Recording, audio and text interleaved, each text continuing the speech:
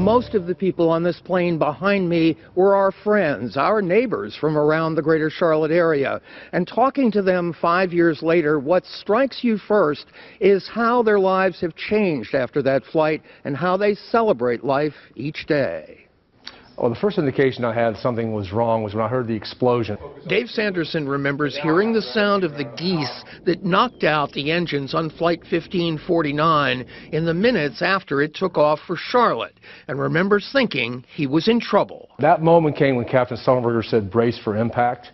No one said a word on the plane until he said that, and when he said that, that's when I knew something was about to happen. Back home in Charlotte, Dave's daughter Chelsea came home from school to find a message on the family's answering machine. And it said, "This is your dad, and I was in a plane crash," and then it just white noise faded out. Dave and the other 154 people on Flight 1549 all survived. This picture shows him being greeted by Chelsea and his family when he finally got home. Ever since that minute, I don't take him for granted anymore, and I want to spend time with him.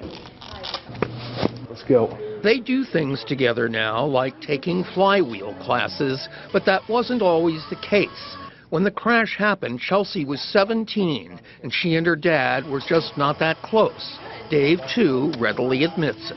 I felt like I wasted her high school years. I wasn't really with her because I was really focused on other things. But surviving the crash changed their relationship for the better. Do you know what? It's my father.